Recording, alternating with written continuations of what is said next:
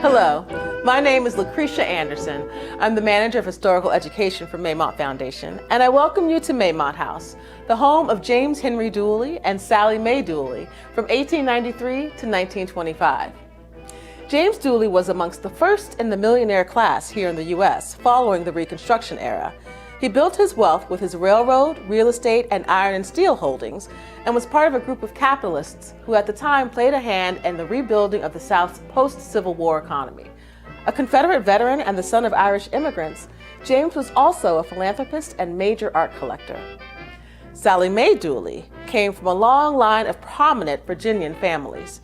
She enjoyed studying literature, horticulture, was a socialite, and sat on the executive committee of several Southern women's heritage organizations. Together, the couple built one of their dream homes on what was then the rolling countryside. The late Victorian era Gilded Age home was built on 100 acres of what used to be a dairy farm outside of the city of Richmond. The Dooleys left the home and the estate to the city of Richmond to be enjoyed by all as a house museum and a place of leisure. Anywhere from 7 to 10 domestic staff and a number of groundskeepers and yardmen were employed while the Dooleys were here in residence, most of whom were African American. Between 1919 to 1925, the lives of the Dooleys and the maintenance of their home and significant art collection was upheld by the men and women whose life of labor made way for a life of leisure. We invite you to watch as our actor-interpreters share the stories of resilience, wisdom, and skill of some of those staff members who lived and worked here during the Jim Crow era. You'll also get a peek at several spaces around the home to learn about the work that took place there. We are returning from war. The crisis and tens of thousands of black men were drafted into a great struggle for bleeding France and what she means and has meant and will mean to us and humanity. And against the threat of German race arrogance, we fought gladly into the last drop of blood. For America and her highest ideas, we fought in far-off hope. For the Southern dominant oligarchy entrenched in Washington, we fought in bitter resignation. But today, we return. These words, now they mean something about service. Giving yourself over to a worthy cause, nothing greater than that, even though sometimes you're not always seen as a hero. And those are not my words, though. No, that's W.E.B. Du Bois. He's talking about what it was like for a Negro man to come home after fighting during the First World War, fighting as equals over there in France, only to be treated as lesser than coming home. That man had a fire under him to lift us up out of being subservient to white folks and into educating ourselves. He sure did. My name is John Thomas Walker, though most folks call me Tom. I'm one of the Walker family that worked at Maymont for a time. But before that, I went off to fight during World War I with thousands of other black men in the U.S. Army's Expeditionary Force. Well, going off to France, seeing a little bit of the world, well, that was an education in itself. And I did learn a lot. They had me driving a truck, moving supplies and men around. And the things I saw over there might be more of an education that I ever needed. I've been in service my whole life. And I didn't have the opportunity for formal school, but I surely learned what it was to serve with dedication from my mother, Mrs. Frances Twiggs Walker. She was the matriarch of our family and head cook for the Dooleys at Maymont House. I worked in the house for a time as one of the butlers while she and my sisters did the cooking, cleaning, and caring for the folks living there. Everything she taught me, I go on to use in my own house. And when I moved me and some of my other family members up to Philadelphia, I'm told we were part of what they call the Great Migration, a time when a lot of us black folks were heading up north. And we went up there looking for better opportunities for work and to escape some of the aggression towards Negro folks down south. We thought things might be different in Philadelphia, home of the Liberty Bell. Thought there might be more freedom, less of a chance for being targeted for violence. Unfortunately, that wasn't always necessarily the case, just like W.E. Du Bois talked about in his poem. And we didn't have much freedom in the kinds of work we could do either. We still found ourselves working in domestic service or cooking or serving others to some degree, although we also found work in some of the factories too. It seemed that everything we did involved hard labor. When I first got to Philadelphia, I used those skills my mama taught me to work as a cook in a country club. Eventually, I wanted to move away from service work altogether. Instead, I did some work in a factory and then construction. Whatever I did, I tried to take pride in it, though. That's what my family taught me. I have to say, I'm probably proudest of my time as a volunteer fireman. There were not many of us black firemen at the time, for sure. And well, giving back to my community was always important to me. My greatest act of service, though, was taking care of my family. With 5 children, it was a lot of caring to do. Also made sure that any of the walkers that wanted to move on up from Richmond to Philadelphia were able to do so by offering them a place to stay for a while. Although all they had to put up with was my opera records. Oh, I love the opera. Sure did. Have you ever heard of Marian Anderson? Now, she was something else. What you call a contralto. She made us proud to hear a black woman singing down there at the Lincoln Memorial in Washington, D.C., when the DAR wouldn't let her sing at Constitution Hall. But I liked her best singing on the record in my living room. Yes. You know, those voices in opera can take you to a whole other place. Heavenly almost. When you work as hard as I have my whole life, it's important to find things that give you some joy and peace in life, no matter where you come from or what kind of work you do, serving folks or otherwise. I'm sure you can guess which room of the home we're standing in now. This is the formal dining room. The Dooleys would more than likely be served their daily dinners and suppers here, as well as hosted dinner parties and receptions in this space. Meals would be served à la Russe, which is the Russian style of being served one course at a time by the head butler and under butler. Between 1919 to 1925, the second butler would have served under Mr. William Dilworth, the head butler and supervisor of the domestic staff in the main living areas of the home. Through this swinging door is the butler's pantry. The butler's pantry served as the main headquarters for Mr. Dilworth as he coordinated the service of the household above stairs.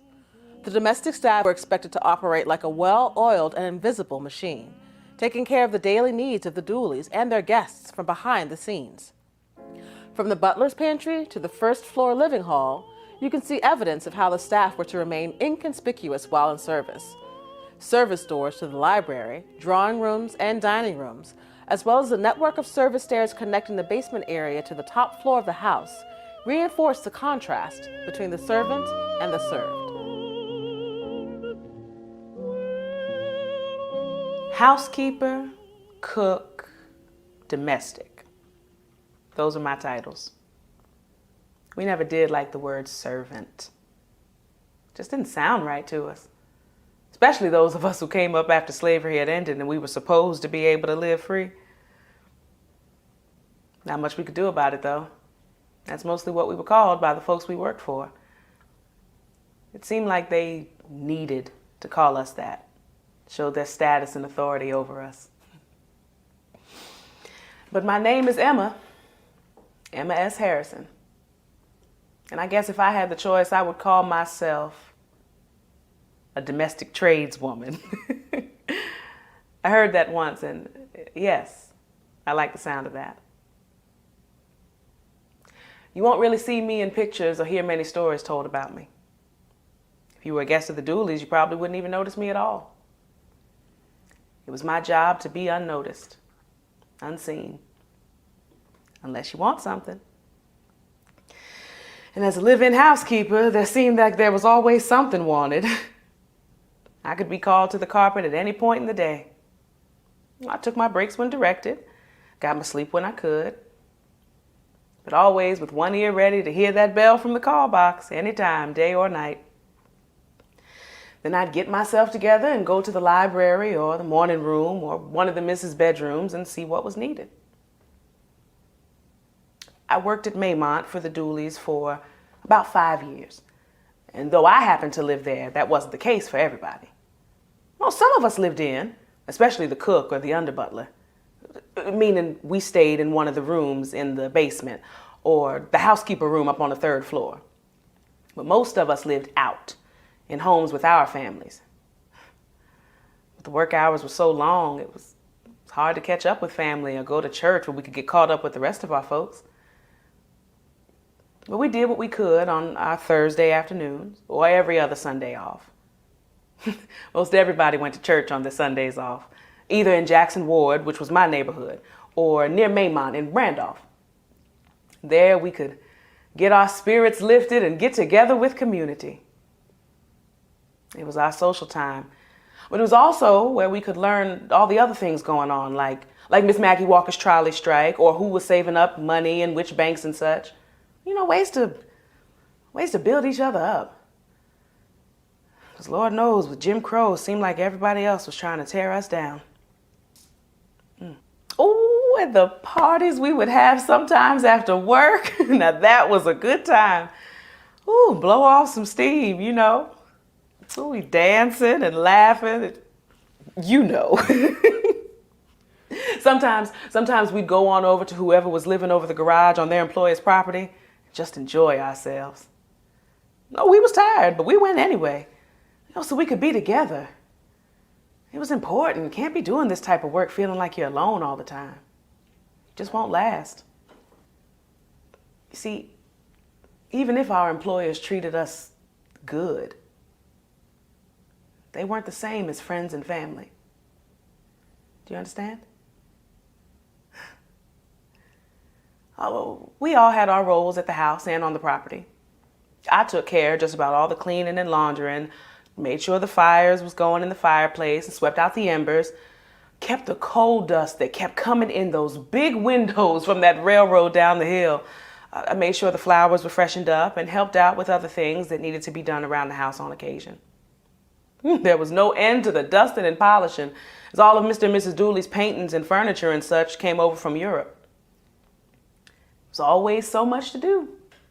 Yeah, we all had our roles. And, well, that was mine at Maymont. Well, I got along fine with the Dooleys. After a while, though, I went on to another household. Yeah, I got myself a good recommendation from Mrs. Dooley and took an opportunity to make a little more money as a cook for the Sawyer family. You know the Sawyers? They got that big sign over there on their building over on Broad Street. Yes, Mr. C.F. Sawyer was a pharmacist and a businessman, and you probably know him as the extract man. Yes. Had that extracts factory over there. Ooh, you could smell it up and down Broad Street. Mr. Sawyer also purchased that Duke's mayonnaise company. Yeah, people love that stuff on the sandwiches and such. You know, we never did want for flavors and things for my kitchen in that house. Look, he sold his products that made folks lip smack while I made his family smack their own lips with my cooking. And when it was time to leave there, I went over to work for the A. Reed Venable family. Now that's a real big old family from down there in Farmville. Yeah, most of us domestic tradeswomen, we moved around a little bit, always talking to each other, finding out what houses had good people in them, good people to work for, maybe just a little more money, or just something different. If we couldn't choose the kind of work we did, we at least had a say-so in who we did all this hard work for. Located on the basement level of the house was a maid's room and a butler's room, amongst other spaces for the staff. As most of the domestic staff lived out or off the estate, this room might have been temporarily occupied by one of the maids who were in residence here. More often than not, it was a place to work and rest during break times. The furnace would have been used to heat up irons for ironing clothes and other linen used around the house. The sewing machine to mend everything from wardrobe to curtains. The housemaids were expected to have several skill sets in order to help maintain the opulence upstairs. These beds would have been occupied by female staff members getting some rest between tasks, or spending the night after working late hours for an event held by the Dooleys. The working and resting spaces for the staff were practical spaces, unlike the rooms of leisure in the rest of the house. Well, you can tell by my hands where I spend my time. I've always loved spending my time outside, feeling the dirt between my fingers, being alone with my thoughts, for the most part. I'm James Patrick Lewis. My family calls me Jimmy. And when I worked at Maymont, it was as a yardman under Mr. Tolliver. Every now and then I went inside to work as one of the butlers and driving those fine cars for the Dooleys. Well, serving on the inside was fine, all right. I'd have to get suited up and help with serving the meals at one of the functions Mr. and Mrs. Dooley would have. I never did mind putting on a suit, even if it was butler's tales. Mr. Dilworth, the head butler, would make sure that we paid careful mind to all of the gentlemen and ladies. Know what they need before they do. Make the Dooleys look good by seeing how fine their servants were. But when I wasn't having to pay attention to the guests, I was keeping an eye on all of the fresh flowers that they had us and the maids decorate the house with. Mrs. Dooley loved showing off her flowers from the gardens. And of course, I took pride in knowing they were there because of some of my own handiwork. Yeah, and Mrs. Dooley, she was a nature lover too. You could see that all throughout the house, on the walls and ceilings. Especially those ceilings. Had a whole sky painted right there in her pink and gold room. Yeah, as I said, it was all right sometimes. But I always preferred being in the gardens, hauling dirt and hay, planting things. It's nothing better than watching something grow and knowing you took the time to care for it and help it along. I did the same type of work when I went on to work for Dr. Bryan and Mrs. Bryan on Monument Avenue. They had me there as a butler and chauffeur, but when they seen how much I loved plants and flowers, they had me make a garden for them. I love doing that. Like I said, anything to get me outside and enjoying nature. I made sure I taught my nieces and nephews that too. You may have to be of service to others in their big homes or grinding yourself down in a factory somewhere, but whenever you get outside, you make sure that you pay attention to nature. Love on her, and let her love on you a little bit. This room, enrobed in gold roses and with depictions of the sky on the ceiling, evokes the sensation of being in the meticulously maintained gardens just outside the Dooleys' door. The beauty of Maymont's gardens would have been directly correlated to the tireless hard work and hours put in by the groundskeepers such as James Patrick Lewis. Digging, planting, weeding, watering, pruning, and caring for each plant, flower, tree, and herb on this 100-acre estate would have taken the care, knowledge, and expertise of around 20 groundskeepers. The work of the groundskeepers didn't end after the plants had bloomed. They would spend extensive amounts of time cutting these blooms daily to be arranged throughout Maymont House. The gardens you may walk through today are the legacy of these experienced horticulturists and their tireless efforts to create the beauty you see around you. I don't know what much there is to say about my work in domestic service. Times were really changing at that point. Not everyone worked in somebody's house, but most of us did. My mother and father, they couldn't afford to send us to the new schools that were popping up for black folks here and there. There were some of those technical schools like Hartshorn and Virginia Union here in Richmond, but that wasn't something that we were able to do at the time. It was nice to see folks like me getting educated and coming up in the world. It did give us something to hope for. We knew education was important for all of us to be able to live a little bit better. I know that my mother wanted that for her grandchildren, but for her children, well, it just wasn't possible for the time. I guess when my mother got to Maymont, she jumped on the chance to get some of us jobs with her. Best to keep us all together, train us up for service herself, and make sure we had a decent place to work. That's how me and 5 of my brothers and sisters came to work at Maymont. Let's see, it was me, Hannah, Abraham, Tom, Joseph, and Mary. We all worked at Maymont at some point or other, right before the Dooleys passed.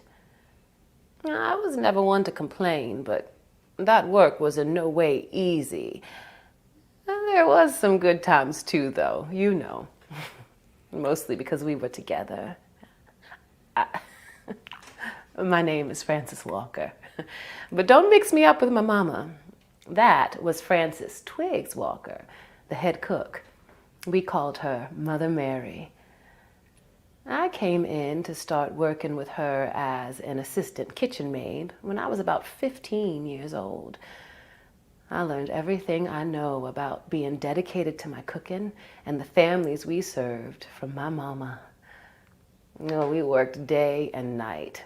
That was most all I knew. Get up in the morning by 6 a.m., get our uniforms on in Mother's rooms above the Dooleys' garage across the lane from the house, make our way down into the basement of the house, and there we stayed, making sure everyone in the house got fed all throughout the day, every day. We spent most of our waking hours in that kitchen. And once everything was cleaned up and ready for the next day, we'd go on back across the lane, lay our heads down, and get a little sleep before doing it all again. Summers were only slightly different. Most of the house workers went up to Afton Mountain to serve Mr. and Mrs. Dooley up there at their summer house. They called it Swananoa Palace. Some folks stayed here, closed up, and then opened up the house again. But the Dooleys weren't going to go without my mother's cooking, so away we went. But it was real hard, not being close to the whole family during those times. And the work sure wasn't easier, but when I did get to breathe in that fresh mountain air, it was a treat. Now, after Mrs. Dooley passed in 1925, we were all split apart again until some of my family moved on up to Philadelphia. We can thank Tom for that, letting us stay with him for a while until we got jobs and places of our own. Family really was so important for us. But it was hard, so hard to keep us together. I look around at all the families we worked for. They really got to enjoy time with each other. It wasn't until we started working together at Maymont that I really saw my mother much. She was always working and living in at the wealthy folks' houses on Franklin Street and Gray Street, while us children stayed with all kinds of other family members. I guess, following in her footsteps, I did the same thing. My children, Doris, John, and Joseph, ended up staying with relatives most of their childhood. I just couldn't have them with me like my mama did for a time. Mama must have thanked God when the Dooleys tasted her cooking at one of their friends' dinners and invited her to come work at Maymont. At least that's what I think happened. The wealthy white folks were always looking to have the best staff, especially cooks. And my mama was one of the best. And she taught us to be the same. Now, that's how come I was able to find work with the Rabinowitzes for so long up in Philadelphia.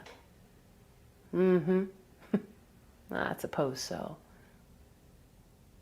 It was nice to see some of that change by the time I moved back down to Richmond. Black folks weren't living in with their employers so much anymore. Could see their children and their family more. That's been real nice. Well, as I said, don't know how much more there is to say about that. The garage would have been a space initially used as a stable, but by the 1920s, it had been converted to the garage you see on the estate today. However, it was not simply the storage area you may associate with a modern garage. During the Dooleys' lifetime, it would have also been a workspace and a home as well. Its lower levels would have been devoted to the vehicles driven by the Dooley chauffeurs. The main level would have been the estate manager's office, and where he and the talented groundskeepers would have planned out the estate's gardens. And last but not least was the uppermost level, where there was a finished living space. This living space was a loft with open rafters, where the head chef, Mrs. Frances Twiggs Walker, and at least one of her daughters would have slept at the end of their exceedingly long days. Hold on to it, tell them eagles grin. I'm Fanny Waddy. And well, let's see. Georgia. Georgia Anderson and I both worked real close to Mrs. Dooley. I suppose our service was all about taking care of her, getting her dressed and bathed, taking care of her clothes and all that. And we did that right on up until she passed. You know, when you're a lady's maid or a personal maid, you get to know your employer real well. It's funny to me because I think they don't think we're paying much attention just because they may not pay us much mind, except for making sure we know how best to serve what they need. But oh yes, we knew a whole lot about the people we worked for. For example, well, let me take you back. A little bit before I worked at Maymont, I did work as a live-in maid for a few other families. I guess they're pretty well known. First, I was over there on Park Avenue at Bishop Gibson's house. You may not know who Bishop Gibson was. That was Bishop Robert Atkinson Gibson. And for a long time, he was the Episcopal bishop in Virginia. That man did a whole lot before he passed. He made sure there were Black Episcopalian parishes all over Virginia. And I don't know if you ever heard of that Shrinemont retreat up there in the mountains in Orkney Springs. But at first, that was their summer house before they turned it into a church retreat. And yep, we'd have to go all the way up there every summer, just so the bishop and family could escape the heat and everything. After I was there a couple years, I went to work for the Mayo family. Now, Peter H. Mayo was another businessman. His family was in the tobacco business, and if I remember correctly, he brought rolled cigarette making here to Richmond. And well, we know that's a big business right there. Yes, so while he was doing all that, I was right there making sure they had all their daily needs in his house. But here I go talking about all the other houses I worked in when I'm supposed to talk about my time here at Maymont. Now, I didn't live in at Maymont, though I did sleep down in the basement some nights. I was renting out a room at the Fifes at that point, and well, those weren't the easiest times to be Mrs. Dooley's personal maid. I saw her through the passing of Mr. Dooley in 1922. Things got much harder for her after that. And me and Georgia and Miss Elder, you know, Mrs. Dooley's niece. Well, we got Mrs. Dooley through her own illness in the next few years after Mr. Dooley passed. Yes, I did get to know the Dooleys real well, but you know, Miss Elder and the other nieces had me burn all Mr. and Mrs. papers after Mrs. Dooley died. So I don't know how much I'm supposed to go into telling you about her. One thing you should know is that she was real strict about the order of things. Don't know that all the misses of the house weren't, though. But in her will, she left money for me and a few other folks that worked here in the house up until the end. So I think she did appreciate our work, or at least appreciated that we stayed on with her. She maybe wanted to make sure we had something to live on, till we found more work. And not every Mr. and Mrs. treated their workers well. We were always watching out for those folks in town, talked amongst ourselves to let folks know what was a good situation and what wasn't. And well, I know our pay was a little more than most folks, the men especially. Me being a maid, I was paid $30 a month. There really wasn't a whole lot of money to be made in women's work. Mr. William Dilworth, the head butler at Maymont, he was one of the best paid butlers in town. Think he made something around $100 a month. Our own wages by ourselves weren't ever really enough for one person to raise up a whole household, though. That's why you see just about everybody in a house about 12 years and up, sometimes younger, out there working. It's just the way it was. Every chance we'd get, we'd save up our money, though. It helped that we could take food home after all the meals that was made at the house. And sometimes we'd get little gifts, some jewelry, or pieces of furniture to put in our own houses. This life of serving others in their houses, I don't think it's what any of us would do if we didn't have to. But we kept our heads down like they wanted, did our work, and found our pleasure where we could. We made sure of that. Took a whole lot of resilience, wisdom, and skill to work in these houses back in those days. Maybe more than I think anyone will ever know. Sally Mae Dooley changed up to 4 times a day and required assistance in doing so because of the intricate structures of the dresses she was wearing at the time. Fannie Waddy and Georgia Anderson served as ladies' maids at Maymont and worked closely with Sally to dress, bathe, and ensure her appearance was up to par with the standards of the time. Maymont Mansion is outfitted with 3 service bells, including one placed in Mrs. Dooley's bedroom. If Mrs. Dooley wanted to get ready or change, she would push the button on the wall and a bell would ring in the basement. A lady's maid, such as Fannie Waddy, would hear the bell and see the call box point to the correlated number for the room. She would then go to Mrs. Dooley and attend to her needs. These women were highly capable of styling hair and makeup. Additionally, it was helpful for a lady's maid to be a skilled seamstress. Thank you for joining us as we learn more about the lives of the resilient domestic staff here at Maymont. Please visit our website, www.maymont.org, to learn more about the history of African Americans at Maymont and beyond during the Gilded Age and Jim Crow era in Richmond. Also, be sure to check back for upcoming programs and special events. We hope to see you online or on the estate.